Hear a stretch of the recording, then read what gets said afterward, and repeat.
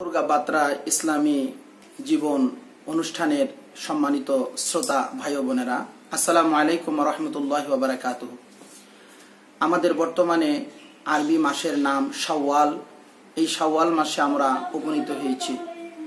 আমরা এখন পবিত্র হজ অনুষ্ঠানের জন্য সকলেই উদ্গ্রীব হয়ে রয়েছি যে আমরা আল্লাহ পাকের ঘর বাইতুল্লাহ শরীফ, রসুলের রওজা জিয়ারত কিভাবে করা যায়, কি প্রস্তুতি গ্রহণ করা যায়, এ ব্যাপারে আমরা অনেকেই আগ্রহ প্রকাশ করছি। সম্মানিত শ্রোতা ভাই বোনেরা, আপনারা জানেন ইসলামের 5টি স্তম্ভের ভিতরে সর্ব উত্তম স্তম্ভ হলো হজ। আর হজ শব্দের অর্থই হলো ইচ্ছা পোষণ করা, সংকল্প করা। আজকে আমরা যারা বাইতুল্লাহ শরীফ জিয়ারত করার জন্য ইচ্ছা পোষণ করেছি, রাসূল পাক সাল্লাল্লাহু আলাইহি ওয়াসাল্লামের রওজা মুবারক জিয়ারতের নিয়ত করেছি, আমাদের এই মাস থেকেই আমাদের প্রস্তুতি গ্রহণ করতে হবে।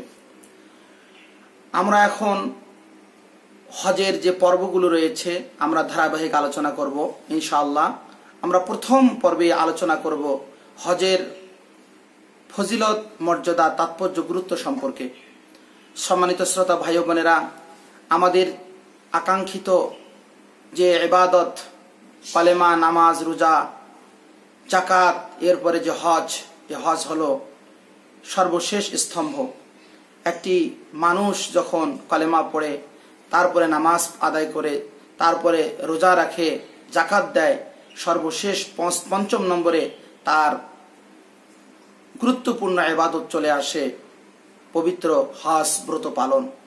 এই হজ ব্রত পালনের মধ্যে দুটি জিনিস রয়েছে, একটা হলো দৈহিক, একটা হলো আর্থিক। দৈহিক ইবাদত এবং আর্থিক ইবাদত দুটি সমন্বয়ে পবিত্র হজ। এই হজ করার জন্য আমাদেরকে প্রথমে জানতে হবে এর গুরুত্ব, এর ফজিলত কি। রাসূল পাক সাল্লাল্লাহু আলাইহি ওয়াসাল্লাম হাদিস শরীফের মধ্যে ইরশাদ করেন, যে ব্যক্তি হজ করলো, হজ করার পরে সে ফিরে আসলো, সে যেন নবজাতক শিশুর মতো। সুবহানাল্লাহ। সম্মানিত শ্রোতা ভাই বোনেরা, আল্লাহ পাক কোরআন শরীফের ভিতরে ইরশাদ করেন, ইন্না আউওয়ালা বাইতি উজিয়া লিন-নাস লাল্লাযী বিবাক্কাতা মুবারাকা ওয়া হুদাল লিল আলামিন। এই পৃথিবীতে সর্বপ্রথম যে ঘরখানি তৈরি করেছেন আল্লাহ, সেটা হলো ইবাদতের উদ্দেশ্যে বাইতুল্লাহ শরীফ, খানায় কাবা। যেই খানায় কাবার দ্বারা মানুষ, সারা পৃথিবীর মানুষ হেদায়েত প্রাপ্ত হয়ে থাকে। আমরা আজকে সেই হজ সম্পর্কিত আলোচনা করব। হজের যে তাৎপর্য এবং গুরুত্ব অপরিসীম। রাসূল পাক সাল্লাল্লাহু আলাইহি ওয়াসাল্লাম হাদিস শরীফে ইরশাদ করেন, মান হাজ্জা লিল্লাহ ফালাম ইয়ারফাস ওয়ালাম ইয়াফসুক রাজাকা ইয়াউমিন ওয়ালাদাতহু উম্মুহু।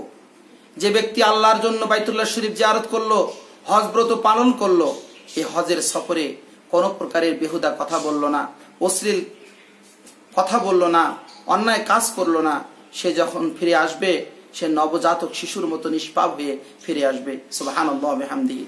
অন্য হাদিসের মধ্যে আসছে, আল উমরাতু ইলাল উমরাতে মুকাফফারাতুল লিমা বাইনাহুমা, আল হজ্জুল মাবরুরু লাইসা লাহুল জাযাউন ইল্লাল জান্নাহ, রাওয়াহুল বুখারী। বুখারী শরীফের মধ্যে হাদিস আসছে যে উমরা, এক উমরা থেকে আর এক উমরা মাঝখানে যত গুনাহ সব মাফ হয়ে যায়। আর কবুল হজ, মাবরুর হজের জন্য একমাত্র পুরস্কার হলো জান্নাত। বুখারী শরীফের হাদিস। সম্মানিত হজ যাত্রী ভাই বোনেরা, আপনারা এই অনুষ্ঠান ধারাবাহিকভাবে আমাদের প্রচার হবে, আপনারা শুনবেন এবং আপনাদের অনেক উপকার হবে।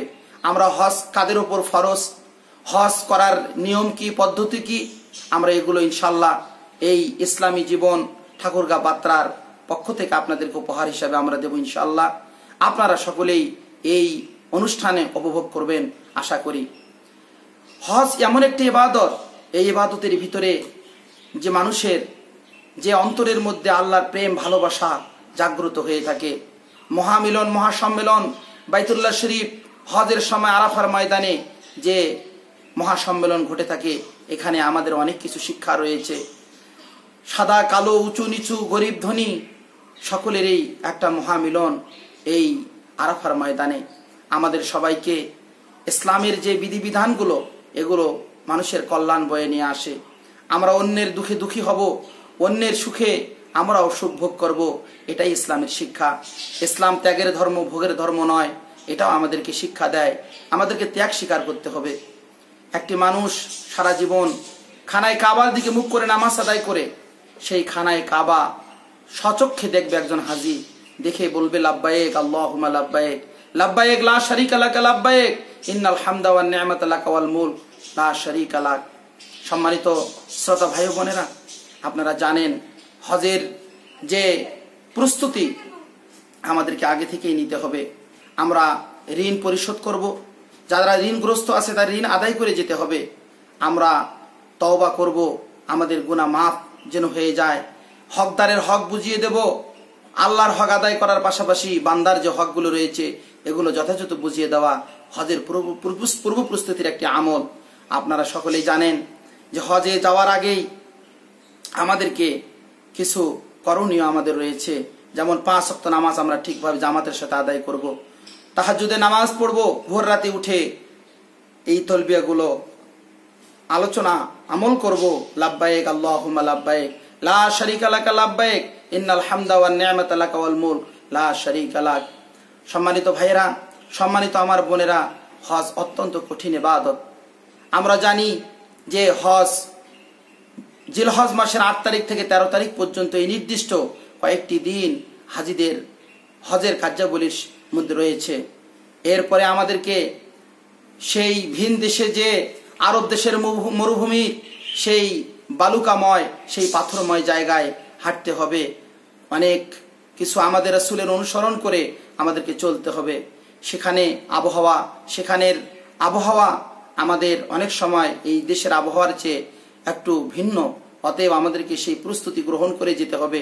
মনে রাখতে হবে যে আমরা ওখানে যে রাসূলের কথাগুলো আমাদের স্মৃতিতে ভেসে আনতে হবে। এই জন্য যে সেখানে কঠিন হলেও, কষ্ট হলেও রসুল যেহেতু এখানে হজ করেছিলেন, রসুল যেহেতু মদিনা শরীফ থেকে এসে জীবনে একবার হজ আদায় করেছেন, বিদায় হজের ময়দানে ভাষণ দিয়েছেন আরাফাতের ময়দানে, আমরা সেই হজের সেই অবস্থা যদি আমরা চিন্তা করি তাহলে কোনো হাজি ভাই বোনদের কষ্ট হবে না। আল্লাহর হাবিব সাল্লাল্লাহু আলাইহি সাল্লাম আজ থেকে 1400 বছর পূর্বে কিভাবে তিনি পায়ে হেঁটে উটের পিঠে চড়ে পদদলে কিভাবে হজ করেছেন, কিভাবে মদিনা থেকে মক্কা শরীফে এসেছেন, কিভাবে তিনি মিনা মুজদালে আরাফায় সফর করেছেন, এগুলো যদি আমরা একটু চিন্তা করি তাহলে আমাদের কাছে হজটা অত্যন্ত সহজ বোধ হবে। সম্মানিত শ্রোতা ভাই বোনেরা, আমরা হজের যে আমরা কখনো নিজেকে কষ্টের কথা বলবো না, আল্লাহর জন্য কষ্ট। রাসূল পাক সাল্লাল্লাহু আলাইহি ওয়াসাল্লাম হাদিস শরীফে ইরশাদ করেছেন, যে ব্যক্তি হজ করলো এবং তার মাথার চুলগুলো এলোমেলো হলো, কাপড়গুলো উসখুসে হলো, সেই ব্যক্তির হজ্জে মাকবুল হয়েছে। সুবহানাল্লাহ। ভাইরা আমার, আজকে আমরা সেই পবিত্র হারাম শরীফে বাইতুল্লাহ শরীফ আমরা যাব। খানায় কাবার সেই অবস্থা সমস্ত আম্বিয়া ইকরাম হজ করেছেন। আদম আলাইহিস সালাম থেকে শুরু করে আমাদের নবী পর্যন্ত এই বাইতুল্লাহ শরীফ তাওয়াফ করেছেন। আর এই বাইতুল্লাহ শরীফের উপরে রয়েছে বাইতুল মামুর মসজিদ, আরশে আজিম।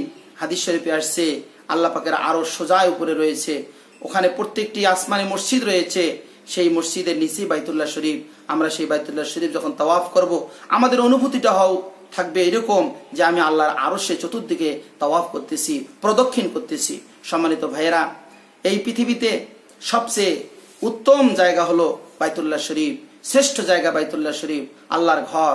এই খানায় কাবা যখন আমরা তাওয়াফ করব, তখন আমাদের অনুভূতি একটি ভিন্ন হবে যে আল্লাহ তোমার বাইতুল্লাহ শরীফ জিয়ারত মানে আরশে আজিম আমি তাওয়াফ করছি। আমাদেরকে নির্দিষ্ট কিছু কার্যাবলী রয়েছে, নির্দিষ্ট কিছু জায়গায় আমাদেরকে যেতে হবে। এই ধ্যান এবং খেয়াল আমাদের সকলের মধ্যে থাকতে হবে। হজ এমন একটি ইবাদত। নামাজ আমরা পড়ি, নামাজে আগে বলি না হে আল্লাহ তুমি নামাজ সহজ করে দাও। যাকাত দেই, যাকাতের আগে বলি না, রোজা রাখার আগে বলি না আমাকে রোজা সহজ করে দাও।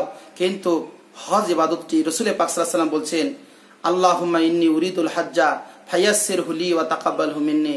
হে আল্লাহ, আমি হজের নিয়ত করতেছি, আল্লাহ তুমি আমার জন্য সহজ করে দাও, কবুল করে নাও। তাহলে বোঝা যাচ্ছে যে সমস্ত ইবাদতের ভিতরে হজের নামক ইবাদতটি, হজব্রত পালনের যে ইবাদত, এই ইবাদতটি অত্যন্ত কষ্টকর এবং অত্যন্ত আপনার মানুষের কাছে কষ্টদায়ক হবে, এটা রাসূল জানতেন। এই জন্য তিনি নিয়তের আগেই তিনি নিয়ত করেছেন যে আল্লাহ তুমি আমার জন্য সহজ করে দাও, কবুল করে নাও।